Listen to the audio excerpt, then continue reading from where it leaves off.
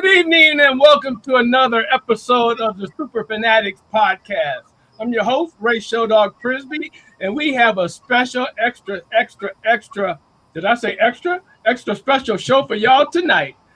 We have the living legend, Cleveland's own, number 34, Greg Pruitt, up in the house tonight. What's going on, Greg? Hey, Ray, I'm having a great time trying to learn how to get old.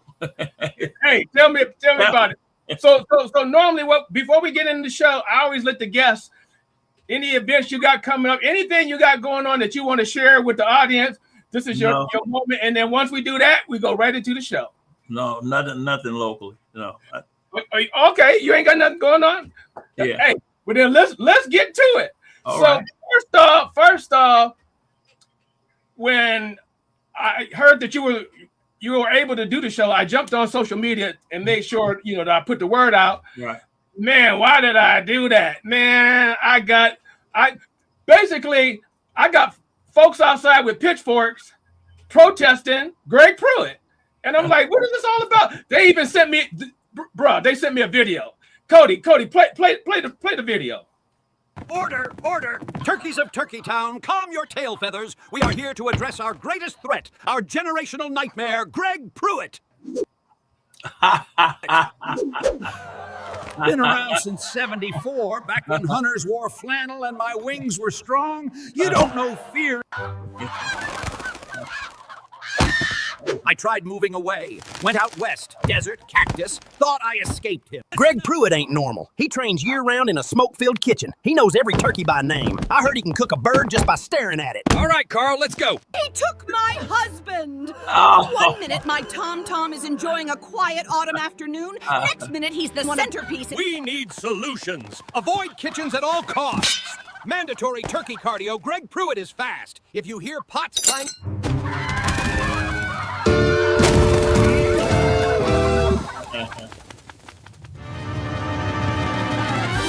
The pumpkin patch tour starts? Kid, never ever dress like a chef around here. Hey, that's my favorite hunt is turkey. I was just getting ready to say, I had to put that together. I actually put that together about 6 months ago because I knew at some point I was going to get you on the show. Yeah. So I had that made up, and I thought it came out pretty good. Usually when you hunt, you don't know what's out there. You know it's out there, but you don't know where it's at. And if you're lucky, you'll run across it, or you'll scare it out where you can get a shot at it. But turkeys are different. If you call a turkey, he'll call back. and that's what I like about it. Yeah. So this is how I came to find out that Greg Pruitt was an avid turkey hunter. I'm at a car show. As a matter of fact, I'm in a car show in Columbus, Ohio. And a guy comes up to me. He said, yeah, I see you got the Cleveland Brown car. He said, you hunt turkeys? And I said, no, I'm not really. He said, man, I done been out a couple times. You ain't gonna believe who I went out with. And he mentioned your name. And then I remember seeing you maybe a year later, and I told you the story, and you confirmed it. So then when I seen him again, so basically he done set it up. I just want to know, whenever y'all go out again, I want to go with y'all. That's all I'm saying. I've never gone, but I would like to go. It's a lot of fun, and they give you one shot at them. You got to get pretty good. Well, see, this is what I understand, though. This is what I heard, though. First of all, y'all in a wall-to-wall carpet. Y'all got big screen TVs in there. Y'all got AC. And I'm like, no, that ain't being true. Oh, that wasn't true? That wasn't true? We had a tree stand. Yeah, the tree stand. Oh, okay. See, the way he told the story, it was a very modern tree stand, enclosed. It had AC up in there. Y'all had flat screens, all you could eat. Well, that was somewhere else. After you hunted, we had. Okay. That makes sense. That makes sense. Right. So, hey, real quick, for those that don't remember, so Greg Pruitt came out of University of Oklahoma, wait a minute now, see, my memory ain't right, but see, 1971, and the reason I remember that. 73. Wait a minute, 73? Yeah, my rookie year was 73. But when did you come? When did you come out of? I came out of high school in 1969. And you So came out of 4 Oklahoma. years to 73. Yeah, 69. Okay. Yeah. And when I played, you couldn't play varsity as a freshman. You had to play a freshman schedule. Right. And I remember, and I ain't trying to bring up old news, but I'm gonna say it until the day I'm gone. You was robbed of the Heisman that year. That's all I'm gonna say. You was robbed. You and Jim Brown, both of y'all was robbed of the Heisman. Both of them. So you in good company. You in good company. What I learned about the Heisman is if you got a quarterback that's pretty good, quarterbacks are gonna win over most of the other positions. And so I'm trying to think of the quarterback that I lost to. We ended up playing them. We ended up playing them in the Sugar Bowl. I thought you lost to Johnny. You didn't lose to Johnny Rogers? No, I was up twice. I came in third and I came in second. Oh, okay. Yeah. So Johnny, I came in I think third. I came in second. I think you lost to Pat Sullivan. Pat Sullivan, that's right. Pat Sullivan in 71. My memory ain't that bad. Right. Pat Sullivan from Auburn. Right. Played him in the Sugar Bowl. Beat the crap out. Yeah. Well, but you know what I pay attention to is when the Heisman comes up, and it depends on the position, and I look at I'm looking for a running back that had the numbers that I had that won the Heisman. I see I averaged 9.4 yards a carry. I rushed for 1,700. I had over 2,000 yards from the line of scrimmage, and I didn't win. And we ended up third in the nation, Oklahoma. Right. Well, the other thing though, it seems if you're did you play for a national title? Any of those? No. There's something about if you playing in the national title, it seems like you got a good shot at winning the Heisman too. If you playing in that national title game, right? That's correct. So let's talk about when you finally got to Cleveland, and I want to say was it Nick Scourge or Nick Scourge? It was Nick Scourge first, then it was Forrest Gregg, then it was Sam Rutigliano. Right. Now Scourge didn't want no parts of you, from what I understand. Was that true? Well, the problem I had with Nick is Nick didn't think I was big enough to play, but he was looking up at me. That's what I couldn't understand with Nick. So they being able to do a lot of things with the ball without a lot of carries kind of came back to haunt me, because they felt like they didn't have to give me the ball a lot. They could protect me injury-wise and get the same production out of me. But like we would go into red zone, or if we went in red zone, we went into a whole complete package. I came off the football field, and Mike Pruitt and Cleo Miller, we call it big backfield, winning the game. So a lot of touchdowns that I set up, I didn't cash in on because of that was the philosophy of the Browns. And for all you listeners who might not be old enough to remember, Greg Pruitt was Barry Sanders before Barry Sanders was Barry Sanders. Just to give you a little reference point. So let's talk about. I was Barry Sanders' dad's favorite player. No, it had to be second favorite, because we all know who his favorite player was. Listen, I'm telling you what he told me. Oh, okay. Oh, well, you know what though, and there is a distinction, because he said Jim Brown was the greatest. You were his favorite. Okay, yeah. Right. So I see the distinction. Yeah, I tell you, we talked about Jim Brown as a kid, like everybody. Football saved my life, really. I came from a neighborhood, predominantly black neighborhood. Most people were blue collar workers. You didn't have to look far for trouble, and so sports did two things for me. One is it occupied my time. You can't be two places at one time. And then if you had games or whatever, you ran in groups to keep other groups from beating you up. But when you played on a football team, that was your game. Right. So it kind of protected you. But I fell in love with it, watching it on TV. And my Jim Brown story is when I was like 12, 13 years old, I remember the Browns played the New York Giants, and Jim Brown ran a sweep. He got right to the sideline, and rather than run out of bounds, he turned back toward the defense, dropped his shoulder, ran over a guy, went like 40-some yards for a touchdown, and the room just erupted. So after the game, everybody's all fired up, want to play football. So everybody wanted to be Jim Brown. So we decided we ain't gonna fuss over, we're gonna pull straws. So when we pulled these straws, one of my classmates, his name was Charles Law. Charles Law got to be Jim Brown. So years later, I'm playing in a golf tournament and playing with Jim. And we were in golf, you talk about everything. So I brought up that story. I said, I told him about this game, this guy, because I set him up. I said, Jim, how does it feel for everybody to love you, to say you're the greatest? I mean, they just big time Jim Brown fan. He said, it feel pretty good. I said, well, I got some bad news for you. He said, what you mean? I said, I know one guy don't like you at all. He said, what you mean? I said, the guy's name is Charles Law. And I told him about that game, and Charles Law got to be him. And Charles Law ran a sweep, had a touchdown, slowed down, 3 guys hit him. We broke both his legs and his arm. And from that point on, he did not like Jim Brown. So Jim looked at me and he said, that proves one thing. I said, nah, what does it prove? He said, it's only one Jim Brown. And that was the truth. Oh man, that's a good story. So let's talk about this infamous. Let's talk about the infamous tearaway. Let's talk about the infamous tearaway jerseys. Now I hated it. I hated it. You hated them?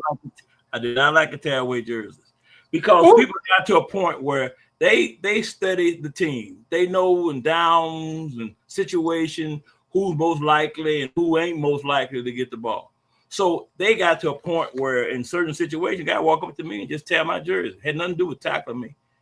He could tear my jersey. And then what made me really mad was the ref would tell me I got to lead the game. Not throw a flag on him for unsportsmanlike, but tell me I got to lead the game. So I end up like in the Indianapolis 500. I'm running off the field. They meeting me, putting the jersey on, running back in. They hollering to play to you on 2. What am I doing on 2? Because you got to know what the defense is at and what the blocking schemes are, who's your primary blocker, because all that makes a difference in whether or not the player is going to be successful or not. So it became a distraction to me. I like to concentrate on the game. Okay, so then whose big idea was it then? I want to say Retigliano. Okay, because I got one of them, and he's really hard to come by. And matter like I said, it don't look, but in your hands, it don't look like a tearaway, right? People say, "Well, it don't look like a tearaway." I can tell it. You gotta have like I can tell it ain't gonna take a whole lot. It ain't gonna take a whole lot. It take a 250, 60-pound guy to pull on that. It'll tear it in. Right. So Retigliano. I'm sorry. Scourge. Nick Scourge is the one who didn't think you were big enough or whatever. So then I guess my question is, what was the moment that you knew that okay, I have arrived? I mean, to me, you probably as a rookie you probably knew that though. But was there a distinct moment? The game was faster. I attribute my success, a lot of it, settling in and being able to do what I did to Leroy Kelly. First time I saw Leroy Kelly was 6 feet, 6'1", maybe, and 200 pounds, 203 or whatever. Now, I was probably like 170 pounds, 5'10". So when I looked at Leroy, I kind of sized him up and said it. I think by the time camp is over, I have his job. How wrong was I? And so you get in games with you playing behind, we're both running behind the same line, running the same plays against the same defense, and I'm struggling, and he ain't. So the light went off. Maybe I should start not talk and start paying attention. As I have there was a game against Kansas City. And I remember Willie Lanier. the whole meeting was about Willa Lanier. You can't do this. You can't do that. You can't do that. We got to account for Willa Lanier. Well, it was Leroy starting, and Ken Brown was the backup, and so my likelihood of playing as a rookie was very, very slim. So I was not really paying attention in the meetings because I didn't think I was going to play a lot. That's the worst thing you can do. Because, hey, the thing that I thought had to happen in order for me to play, they all happened. So they called my name, and I'm like, oh, boy, I'm running in, and all in my mind is I'm hearing, Willa Lanier to myself, Willa Lanier, do this, Willa Lanier, do that. So first play they called was 22 trap. Well, 22 trap is the 2-hole is right next to where Willa Lanier stands. So I thought we should be trying to run away from Willa Lanier. That's what I heard in the meeting. Wow, we running right at Willa Lanier. So I get in the game, get in the 3-point stand. I peep up, see where he's at, and he's looking right at me. So I put my head back down, and I literally trying to figure out what can I do to get around this guy. Oh, they say he'll pick up any key you give him. So I started to lean to my left. Left is odd numbers. Right is even numbers. So if I lean left, maybe he'll jump left and I get room to the right to run this 22 trap. So I'm down at a 3-point stand, leaning to my left, and then I decided to peep up to see if my plan was working at all. And I looked up and he shook his head, no, it ain't working. So I put my head back down. They run the play. He tackled me in the backfield for 2-yard loss. So it's 3 and out. I'm going to the sideline, and Leroy meets me. He meets me on the sideline and said, Greg, what are you doing? I said, what do you mean what I'm doing? The hole wasn't there. He said, that's Willa Lanier. You knew that, right? I said, yeah. He said, well, if they call a play that's going in the 2-hole and Willa Lanier is standing in the 2-hole, that automatically goes to something else. So you hit the back door. Now you don't want to run in the front door where Willa is. You want to hit the back door. So the next time we went in, we ran the 22 trap again. And I hit the back door and went 80 yards for a touchdown. It was just like an adjustment that I never would have made as a rookie that a veteran told me about that worked like a chopper. So right. I started really studying and playing and watching film on Leroy, and that helped me throughout my career. Now the Kansas City game that you're referring to, that wasn't the game. Was that the mud? Was that in the mud? We were in Kansas City. Because I remember a Kansas City game where you just. I always had good games. Listen. I remember a Kansas City game where you showed out. University of Kansas, Kansas State, and the Kansas City Chiefs. I had big games, and that state was good to me. Okay. But I specifically remember a game in the mud where you just ripped them to shreds. Was it Kansas City or was it San Diego? One of them where the guy grabbed me by the helmet and he didn't throw me down. He just rerouted me, and I ran a touchdown to the other side. Oh, okay. Yeah, I remember. So wait a minute. Oh, that is right there. That's it. See Lanier. That is. It's over right there. That's my game on that right there. Yep, that's the play. Wow. Well, that was on turf, so that definitely wasn't the game because that was turf. Well, my biggest memory for me as a professional player was you want to get 1,000 yards because it makes you put you on another level with the other running backs. You're 1,000-yard rusher, or you're not 1,000-yard rusher. So it was 3 games left. My first year that I was going to get 1,000 yards. I knew I was going to get 1,000 yards. But in order for me to get it at home, it was my last home game. I had to go over 200 yards. And so I rushed for 214 yards that day. And I had a big game against Kansas City, and I got exactly what I thought I was going to get. I got a standing ovation from the fans. And I tell guys all the time, football is like a job that you have. You go to work on Monday, we go to work on Sunday. And not always on Monday do you feel like going to work. Not all the time on Sunday do we feel like going to work, but that's our job. So we do what we do. So when I go on Monday, I'm not always feeling it. I do all the things I'm supposed to do prior to getting ready for the game, taping my ankles and my shoes and reading my playbooks and stretching and doing all of that. But when I come out of that tunnel, it's almost like they plug me up to a plug. The electricity from the fans, you got to be dead not to want to play. And that's what always pumped me up, and I always depended on that, and they never let me down. Okay. So you got there when we had Kim Brown, and McPherson. McPherson was the other running back. No, Ken Brown, Leroy Kelly, LaFear. And Billy LaFear. That's right. Billy LaFear. That's right. Yeah.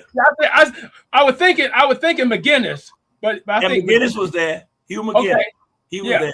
Yeah. Hugh McGinnis, Billy, and the thing we were talking about this last week's show. Kim Brown is probably the only NFL player that I can recall that didn't go to college. Right. That's right. He's from Oklahoma City. Right. Here's another tidbit. When I came, I was a high draft pick.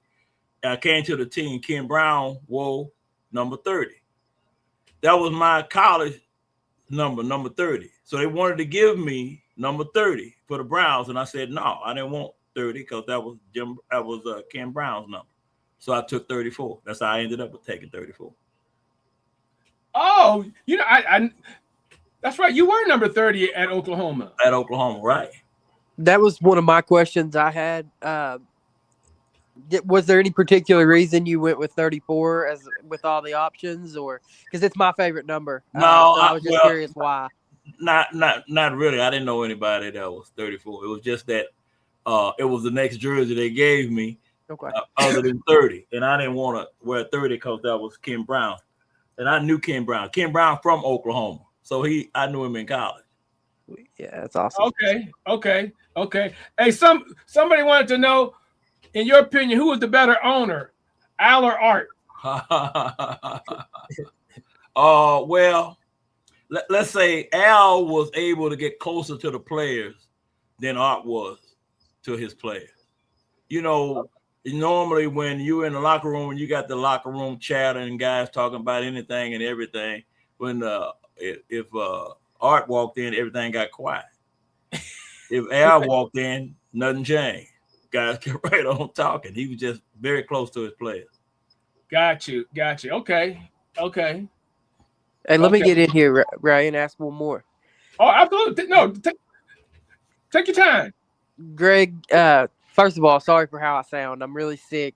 I pushed through because I wanted to be on here tonight. I appreciate you for joining us too. You were one of my dad's favorite players. He passed away about 5 years ago. So wish he could be here with us tonight, and I'm sure he would tell some stories. But my favorite question to ask anybody who makes it to the top level of football is this: at what point in your career did you realize you were not just a normal good football player? I see you played in Texas, so that makes me even more curious because I know there's a lot of great players in Texas, and you came from Oklahoma. At what point did you realize I'm a little better than just a good player? I've got a chance to play Division I ball, and I've got a chance to play in the NFL. What was that point for you? Well, I always thought I was the best from day one when I walked on the football field. I'm just competitive. I mean, if you want to compete with me shooting marbles, I'm on compete shooting marbles. Being a small guy was normal to me. What got my attention more than looking at big guys was every now and then see a guy out there not as big as I was, and I would ask, what he doing out there? I'm doing the same thing to him that I despise people was trying to do to me, and determining whether or not I was big enough to play the game. So a lot of people made that mistake, and they paid the price. After the game, I would say, yeah, little old me beat you. So you always felt you were good enough to play in the NFL, even from a young. Well, in college, just say my junior year was probably my best year, and that's when I felt like I might have a chance to play on the pro level. Okay, but it's always been a dream. We wake up one day you're gonna play. You know, I'm from Texas, so I wanted to grow up one day and play for the Dallas Cowboys. Yeah, I always think it's interesting because I think that too many parents these days kind of crush their kid's dream. Like, oh, it's a long shot that you're going to play in the NFL. I mean, to do something that's as hard as playing in the National Football League, I think you kind of have to be almost a little bit delusional to believe you can do it and work towards it. And so I like that Well, question. I like knowing. I tell kids all the time, you never know who's watching. And that's more important than anything, because if the right person is watching you and you doing what you do, then you get opportunities that you otherwise wouldn't get. So the key to being successful is practice. Practice makes you better, and then practice lets you know what you need to work on. And practice make you knowledgeable of what's going on. So you have to be willing to put the work in. You got to be strong, agile, fast would help, but not necessarily the fastest guy on the field to be successful. You just have to home in on your skill. Receiver, I've seen receivers not as fast, but they run cuts and they run patterns better than a guy that's faster than them, and that's the difference. Jarvis Landry came to mind when you said that. Yeah. Hey, one of our listeners, I know you know Manny. He wants to know how's the Greg. He said, "How's the salmon fishing, Greg?" And Marv says, "What's up?" I guess Marv, you must have gone salmon fishing with Marv. Yeah, I used to go right outside of Buffalo, New York, Point Breeze. We used to go down every year and catch salmon. I went there for a long time until the COVID stepped in, and then we stopped going. Okay. Sam wants to know your first home game against Pittsburgh that y'all won, and you went into the wrong locker room. I never even heard that story. Well, I was a rookie, and we played Pittsburgh Steelers. And during the course of the week, I noticed that the practices got more intense and whatever, but it still went over my head. If somebody would have said Oklahoma State or it's like Texas, then I would have understood how big the rivalry was. So I got to play in the game because Leroy was struck. He had an ankle injury, so he was in and out. I got to play. Well, I made 2 plays in the Pittsburgh game that turned out to beat Pittsburgh. We beat them right at the end of the game, but not a lot of time left in the game. And so when the game was over, the people rushed the field. They started rocking at the goal posts, and then the light went on. Man, this is a big game. And I'm the one that won it. So I go running to the dugouts because we shared the field with the Indians at the time. We shared the field. So you had to go through the dugouts, up a tunnel, into the locker rooms.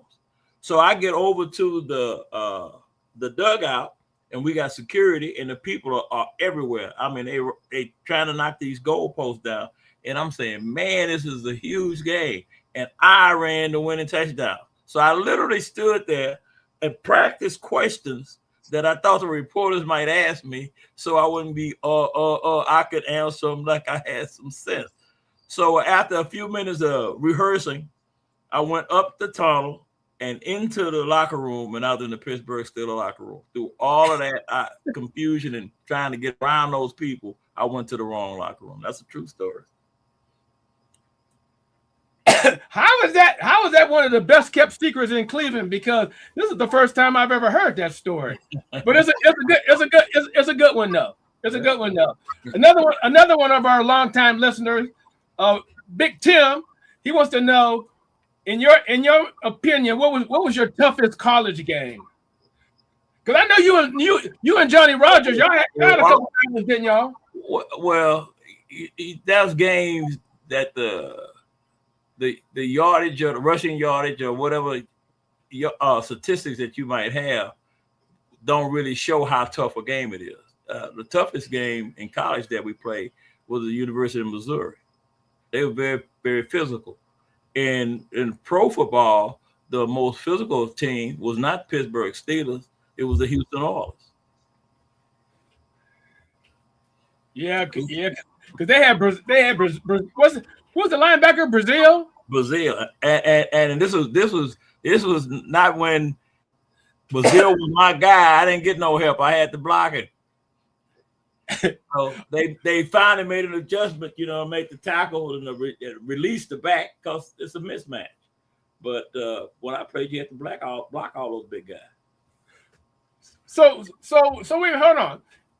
Did you and what's your running back? What was your running back mate in Oklahoma and in Cleveland? You just Ken Brown. Ken Brown. No. He lives in Cleveland now with you. Oh, Cleo Miller.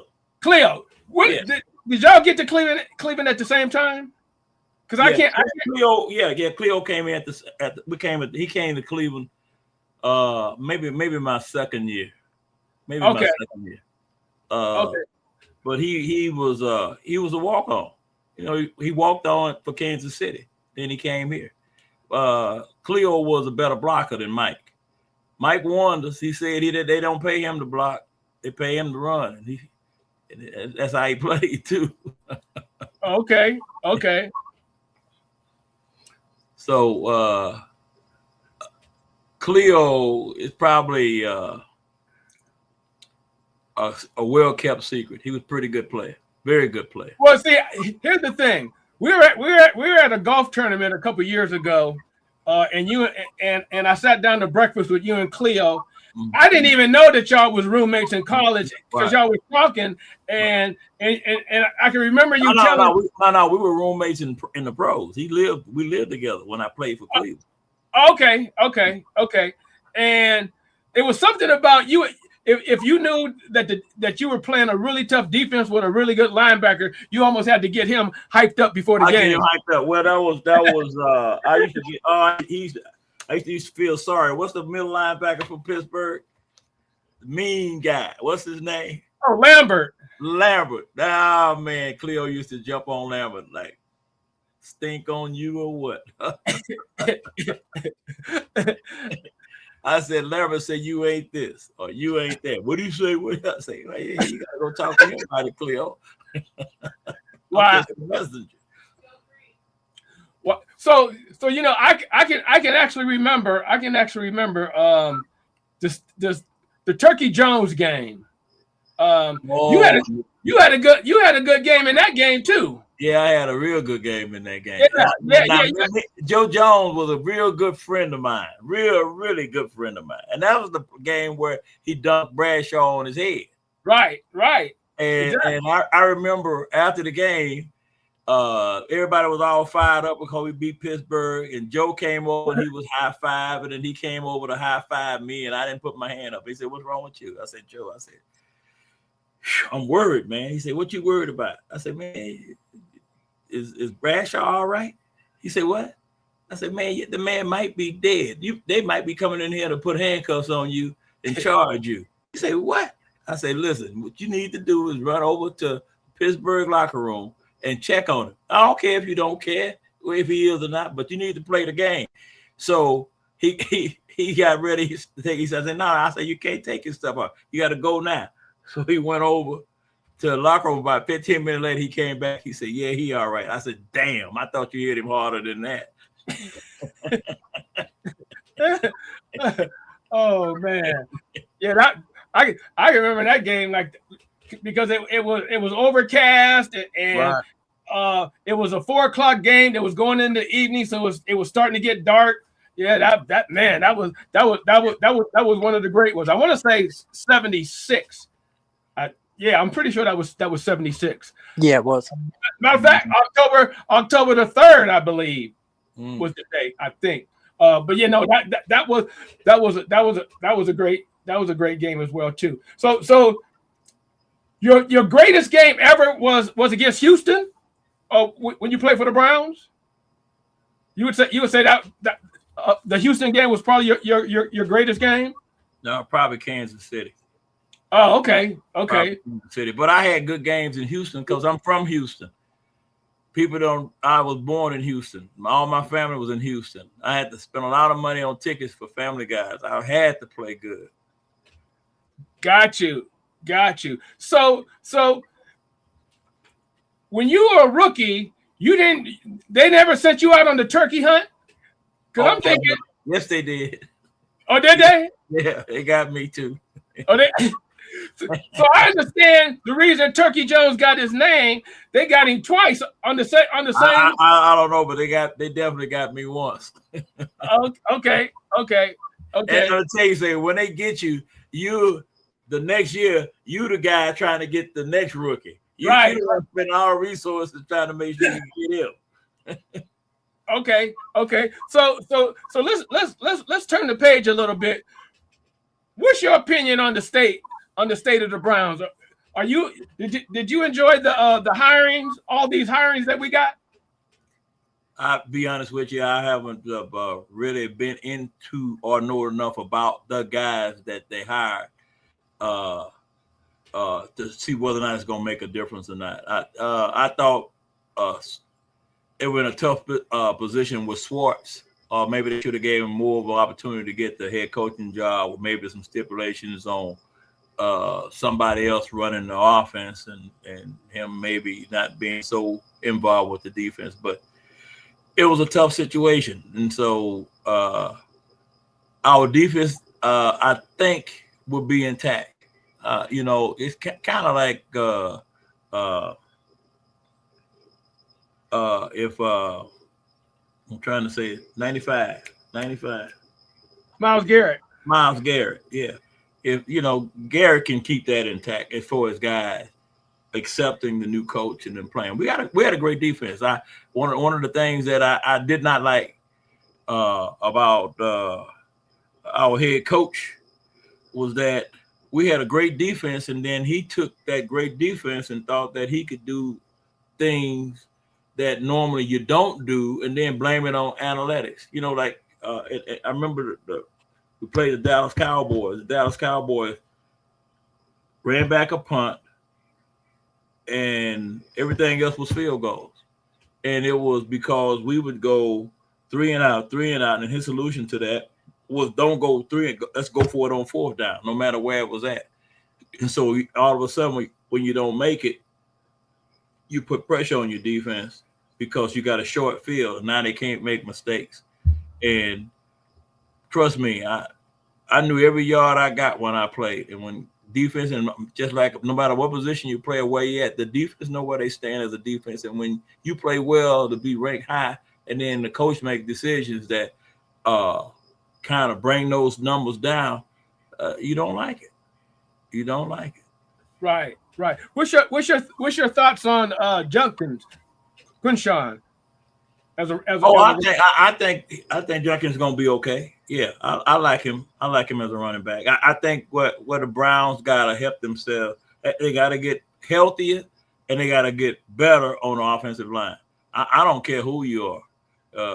As a running back, if you gotta have a running game. On this level, if the defense know you're not making a commitment to run the ball, that you basically gonna throw the ball, they're gonna ignore the run and they're gonna double up on the pass to try to get turnovers. So you gotta have a balanced attack. And I think, Jenkins, it was tough because we basically did not have a commitment, nor did we keep people healthy enough on the offensive line to be effective running the football. What about the little running back from Tennessee, Dylan Sampson? Yeah, he's another one. I think so too. I never look at size. He got to this level, he got to be pretty good. Right. I'm hoping that they add the kid from Penn State, Singleton. Mm-hmm. He's like 5'11", 230, and he's a 4'4" guy. Yeah. And with Penn State, they move him around like a chess piece. Right. In the backfield, in the slot, mm-hmm. He's always in motion. Fortunate for us, the other running back for Penn State was the Cowbell guy. So he's the one that's probably he's going to get drafted higher. Where this guy, they're saying third, fourth round, mm-hmm. Which, hey. Well, it's a good situation for us to get a guy like that in that situation because we got to spend our resources on an offensive line. Right. I don't care what you do. What quarterback is back there? If he don't get the time to throw the football, it doesn't matter. He better be the only guy that's going to work back there with the line we've had and the time they've been given. It's Superman, and he don't play football. Exactly. Well, you know, my thing all year was we can't even evaluate the quarterback room until we get the offensive line right. Right. That's right. So let me ask you this: Are you? Let's just say, for the sake of argument, we get the offensive line right. Mm-hmm. Are you content with the quarterback room, or do we draft somebody? Do we bring somebody in? What's your thoughts on our quarterback room? Well, I think first thing first, I think you got to get the offensive line. You got to get the time for whoever the quarterback is, so that's not why they're not performing well. You got to get to that point. So I think potentially maybe one other quarterback, but I would take a look at the quarterbacks that we have. But again, because you have so many pieces of the puzzle, that's just one piece. So it's hard to say that if that's going to affect that person's growth at that position. Because man, you dump these quarterbacks and hit them, they human. They like everybody else. They concerned about who's hitting me and where, and is this the last play? I say stay with what we got. Maybe one other guy that if you can get a good deal, steal somebody, then go that route. But right now you haven't invested enough time to have a true evaluation of that position. Well, and the other thing, I don't think the Browns are really in a position to invest any more money in the quarterback room because if we're gonna talk about the elephant in the room, we owe somebody $80 million this year. That's right. Hey, and it ain't me, and it ain't you. So yeah, they're gonna have to do something. I just think if they fix the line, that'll fix a whole lot of the problems, or it at least make the problems on offense more identifiable. Because you are absolutely right. You're absolutely right. That is absolutely right. So let me ask you: Do you follow college ball at all? Yeah. So are there any players that jump out that you would love to see in the orange and brown? I couldn't think of any right off the top of my head, but I have seen some I can't recall. What about the big safety? What about the big safety from Ohio State? They're basically saying he's the best player. He's the best player in the draft. That would certainly help our defense. I mean, that would really make us almost a very dominating defense. Right. But well, I guess that's the question. As bad as we are on offense, do we still go defense, or do we? Well, no. You got to fix the offense. You know, our defense, as great as it is not going to hold them. It's not going to hold anybody at 0 points. Right. That's the only way your defense is so good that the other team can't score at all. So you got to put points on the board, and you got to get to a point where you can depend pretty much that you're going to put 21 plus points every week on the game, and then you can concentrate on the defense holding other teams below that number. Well, let me say something here. I hear that perspective, but let's say you're looking at two guys coming out in the same draft, and one of them's Jim Brown. And you don't need a running back per se. Maybe your offense was pretty good and your defense needs quite a bit of work. What if you're taking a guy who's a pretty good player at a position of need instead of both? If Caleb Downs is the best player in the draft, and I think he is, wouldn't you rather just take the best player, even if it's not necessarily on the side you need, because you want the best player?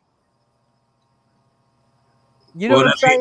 Then you're making a commitment that you're not going to be. You don't know how good you can become because you didn't address the problems that you need to address. You got a good player, but he can only help you from the position that he plays. He can't help you on the other side of football. So if you're willing to go a little longer to develop that or get lucky and get somebody. See, we got to get lucky. We got to get somebody we don't know about. We know something about him, but he comes to the pros and develop into a better player than he was in college. And that happens a lot more than people think. Right. Yeah, I mean, yeah, it's a tough one because it's hard to say. I mean, yeah, we need offensive line, but if you're looking at a generational talent, right. Well, at number 6, she used the name Jim Brown. You don't pass on them kind of players. Right. Oh, yeah, yeah, he might not be as good as Jim Brown, but I do think he's a generational type safety. Right. prospect. What I'm saying, He's generational. That kind of player you cannot. When Jim Brown, nobody knew how good he was going to be. That's I true wasn't for around everybody. back When then. you're good in college, and you say, yeah, college says he can be good, but you don't know he's good until he's good on the next level. Oh yeah, they was trying to. I've heard Jim say on several occasions they was trying to make him a line when he got to the All-Star game, the college All-Star game when they played the previous NFL champion. He said they was trying to make him a lineman. They had him doing everything but running the ball. He was kicking. But yeah, and I want to say he only had like maybe 2 or 3 carries in that All-Star game. So it wasn't anything crazy or out of the ordinary. Yeah, I mean, so yeah, we definitely need to fix that wide receiver. I mean, I'm sorry, we definitely need to fix the offensive line. Right. But wide receiver, and you're right about the wide receiver. I receiver. was getting ready to say, and right behind the offensive line, we gotta fix that wide receiver room. So let me ask you this then, Mr. Pruitt. Would you even bring in a player like Tyreek Hill just to see, kick the tires, see what's going on with him, or you just say no, let's keep it going and get something in the draft? Because you know Miami cut Tyreek Hill. He's a good player. Yeah. Oh yeah. He's a good player. Remember that devastating injury that he had at the end of the season last year. Mm-hmm. So that means he's probably not going to be available until at least the halfway point. I'm guessing. Yeah. But they will have more information on his physical condition than we do, and guys do come back from injuries. I tore my ACL in 1979, and people thought that was it for me. But all it does is make you mad that somebody is doubting whether you can play again. So that's the incentive you have every day. But you can. You can come back from those kind of injuries. Oh wait a minute. You brought up something very interesting. So when did they actually, because ACL used to be a death sentence. Mm-hmm. Media collateral is what I told. Okay. So what's the procedure where I think they get it off a cadaver or something, and you're basically as good as new? I don't know about that part, but I know when they did when I had my surgery, it was the old way. I got like a 13-inch scar on my leg where they cut it and repaired it and put it back. Now it's like a snake bite. You don't a big part of recovery is that long scar that they cut you healing. Now that's not there anymore. Now guys have knee surgeries and it looked like a snake bite. They fix it. Got you. And so, all right. So, shifting gears a little bit, you said you went to high school in Houston, right? Houston, yes. So, what type of? I mean, obviously, if you're going to be inducted in the National High School Hall of Fame, I'm guessing you must have had a hell of a high school career as well too. Well, we had a good football team. I was actually a quarterback in high school until my senior year. Man, why am I finding all these things about Greg Pruitt tonight? You fished for salmon. You was a quarterback. Yeah. You won at number 30 and for the Browns, but Kim Brown already had it. Hey, listen, you didn't get any idea that I could throw the football when I threw the option pass. I threw pretty good passes. I got like about 6 touchdowns, and some of them were over. I can remember that, but I just figured you were very athletic. That's all. I didn't. I mean, I never. I played every sport in high school. When they would cancel the practice or whatever, I didn't know what you do. I thought you went from one practice to another. because I played basketball, baseball, I ran track, and I played football. And you would never, I went to state in track, and you could never guess what event I went to state in. What? 120 high hurdles. 13.3. Well, we always knew you was fast, but you didn't know I could jump hurdles. jump in, yeah, woo. Because the high hurdles ain't no joke. No. Well, it's a story to that. Like in high school, we had great track teams. So our coach, the track coach, was also a PE teacher. So he would use PE to kind of discover talent or potential for his track team. So he wanted me to run track ever since 7th, 8th grade, kept trying to get me to run track. My grandfather played in all Negro League. So baseball was the first sport that I learned to play. So I fell in love with baseball, but we didn't have a facility if you were going to play two sports because we had to use somebody else's facility. So I had to choose one or the other. So I chose baseball. So my track coach was mad at me. And so when I got to be a senior and I got a scholarship offer and went and visited Oklahoma, most of the guys on the team, nobody was 5'9". Nobody. They were all big. I said, I don't know if I can get any taller, but I can get faster. So I decided to go back out for track. Well, the track coach, he was mad at me because he had been trying to get me since 7th grade to run track. And now I'm running track, not because for the team, I'm running because I'm trying to improve my speed. So he told me the only thing he had available was 120 high hurdles. That means he really didn't want me to run. So I took that as a challenge. And I was lucky that one of my teammates, his name was Scotty Jones. Scotty Jones went to Texas A&M, and he won the hurdles in that conference. So he actually taught me how to run hurdles.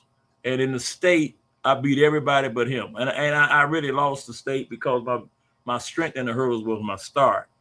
But prior to my race, there was a couple guys jumped twice and got disqualified, and we had the guy on the mic saying, I never forget that all that hard work and you get disqualified. So I made up my mind that I wasn't going out like that.